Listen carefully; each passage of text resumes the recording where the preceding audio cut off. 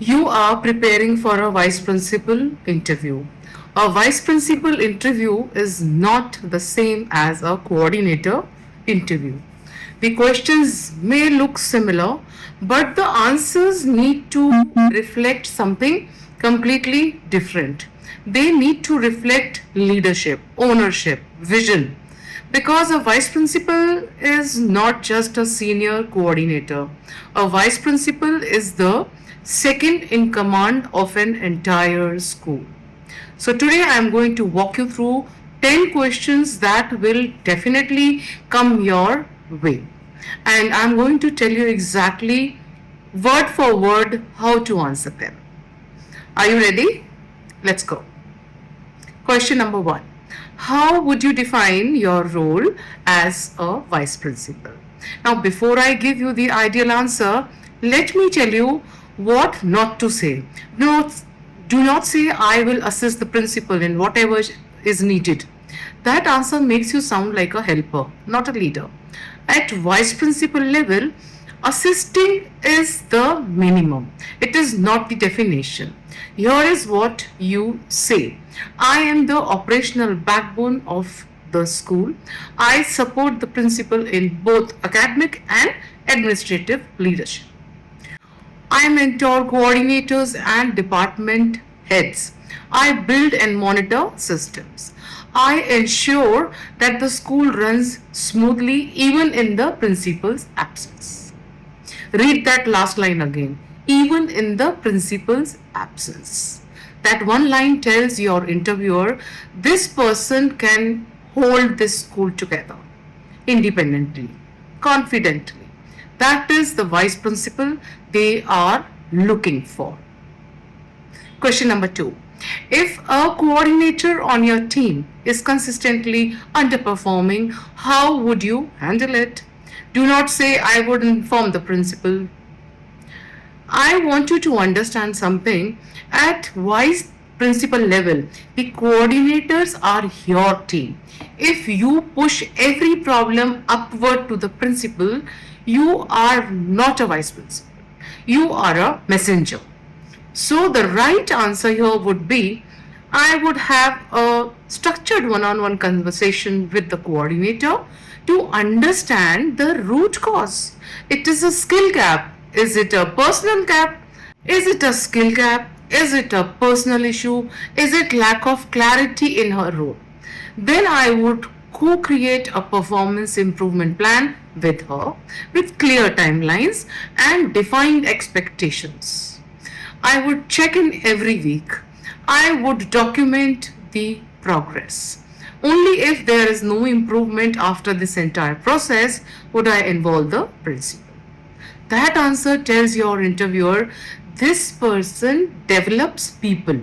This person does not give up on their team. This person leads. Now, question number three.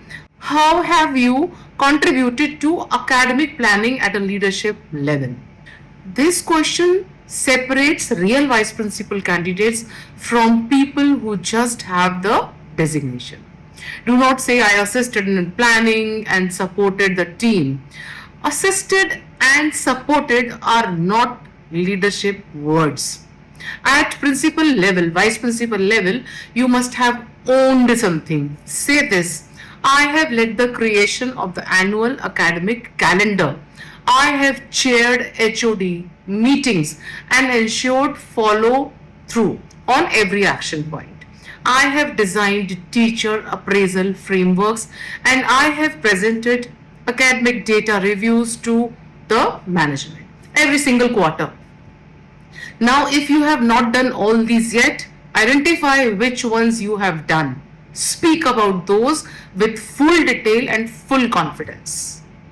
But make sure your answer uses the word I led, I designed, I created, I presented, not I helped, I supported, I assisted.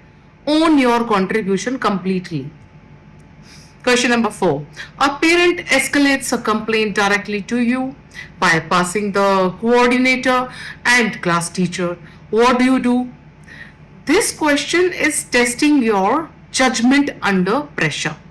Do not say, I will call the teacher immediately and sort it out. Reacting without information is not leadership, it is panic. So, what you should say? I would listen to the parent fully without interrupting, without judging, without making any promises. Then I would tell the parent, I appreciate you bringing this to me. I need to gather complete information from all sides before I respond. I will get back to you within 24 hours. Then I would speak with the coordinator, speak with the teacher, understand their perspective completely, and then give the parent a structured, fair, and factual response. 24 hours. That timeline is important. It shows accountability, it shows process, and it shows that you do not make decisions in a hurry. That is exactly what a school needs from its vice principal. Question number 5. How would you define your own KRAs as vice principal? This is where most vice principal candidates go completely silent, and that silence is very expensive. Because if you cannot define your own accountability, how will you hold anyone else accountable? So here is your answer. My KRA as principal would include teacher performance improvement rate across the school, academic result trends term on term, coordinator effectiveness and development, parent satisfaction scores, disciplinary incident reduction, and staff retention. I would review these with the principal every month and present a summary to the management every quarter. When you say this, your interviewer sees a professional who understands that leadership means being measured, not just being busy. Now, question number 6. The principal and you disagree on a major academic decision. What do you do? I want you to be very careful with this answer because two wrong answers exist here. Wrong answer 1. I always agree with the principal. That is not loyalty, that is fear. And a fearful principals never grow in a school. Wrong answer 2. I would push back strongly until my point is accepted. That is not confidence, that is ego. And ego at leadership level is dangerous. So the balanced, mature answer would be I would request a private meeting with the principal. I would present my perspective clearly with data, with reasoning, with examples, and I would then listen to the principal's rationale with a genuinely open mind. If I still disagree after that conversation, I would say so respectfully, clearly, once and then, regardless of the outcome. I would fully support whatever decision is made. Because alignment at the top is non negotiable for a school to function well. That answer shows confidence. It shows respect. It shows that you understand what real leadership partnership looks like. Now, question number 7. A new coordinator is struggling to manage her team of teachers. How do you support her? Do not say, please, I would speak to the principal about finding a replacement. Giving up on people at the first sign of struggle is a leadership failure. And interviewers know it. And what actually then you would say, I would first observe her directly in a staff meeting, in a feedback session, in a difficult conversation with the teacher. I would not rely on what others tell me. I would see it myself. I would sit with her one on one, give her specific, honest, constructive feedback based on what I personally observed. I would connect her with a mentor if needed. And I would give her a clear 60-day runaway with defined checkpoints every 2 weeks. That answer shows patience. It shows investment in people. And it shows that a vice principal, you build your team. You do not discard them. Question number 8. During board exam season, three critical situations arise on same day. How do you prioritize? This question is testing your ability to lead under pressure. So you do not say, I would try to handle everything myself. A vice principal who tries to handle everything alone is not a leader. That person is a bottleneck. And the right answer here would be, I would immediately assess all three situations by urgency and impact. Student welfare always comes first. Exam integrity comes second. Administrative or logistical issues come third. So, whatever can be handled by a coordinator or department head, I would delegate immediately and clearly. I would personally step in only for what requires my direct authority or my direct presence. And I would not communicate the status of all three situations to the principal within the hour. That answer shows strategic thinking. It shows trust in your team. It shows that you do not panic, you prioritize. Question number 9. Tell me about one significant initiative you introduced that created a measurable difference in your school. So, at vice principal level, your example must have scale. It cannot be small fix, it cannot be a system, a program, an initiative that changed how the school functioned. So, a model answer you can adapt probably. I noticed that academic progress tracking in our school was completely subjective. Every teacher reported differently, every coordinator interpreted results differently. So, I introduced a centralized weekly academic review dashboard tracking syllabus completion, assessment scores, and teacher attendance, class by class, subject by subject.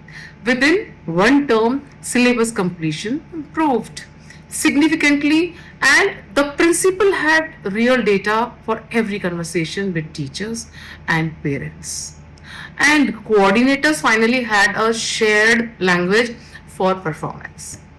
Now, your example will be different, but it must be specific. It must show that you identified a problem, built a solution, and measured the result. That is the difference between a manager and a leader. And now, question number 10. How do you maintain your composure and effectiveness during extremely high pressure periods? So now here you do not identify a problem, built a solution, and measured the result. That is the difference between a manager and a leader. And now question number 10. How do you maintain your composure and effectiveness during extremely high pressure periods? So now here you do not say, I just push through and give my 100%. I want you to understand why that answer does not work. Because effort without structure exhausts not just you, it exhausts everyone around you. And a vice principal who is visibly stressed, visibly scattered, visibly overwhelmed creates a stressed, scattered, and overwhelmed school. Your team watches you constantly. How you carry yourself on the hardest day is the standard they will follow. So, what you say here is, I rely on systems, not just effort. Before high pressure period, I ensure that contingency plans are already in place. Communication chains are clear. Every team member knows exactly what they are responsible for. During the pressure, I maintain a daily priority list. I check in with my team briefly but constantly. And I make sure that whatever is happening around me, I remain the calm center. Because I have learned one thing in my career, calm leader creates a calm school. And that is not just a phrase. That is a practice. That is a discipline. That is a choice you make every single day. Say that in your interview and mean it, and then live it on the job. So, there you have it, 10 questions, 10 answers, crafted specifically for you, the vice principal candidate. Now, I want you to do something right now. Do not just watch this video and move on. Write these answers down. Speak them out loud. Practice them in front of a mirror. Because the difference between a candidate who gets the role and a candidate who doesn't is not qualification, it is preparation. You already have the experience, you already have the capability. Now you have the answers too. Walk into that interview room like you already belong there. Because you do. Now, one more thing. If you want a complete academic coordinator KRA framework with role definitions, so the KRA framework will not just help you prepare for your interview, it will help you lead from day one on the job. And if you found this video useful, then you know what you have to do it. You have to save it, like it, share it with every coordinator and vice principal candidate you know. Because everyone deserves to walk into that room prepared. 3 decades of leadership in school and hospitality decoded for you.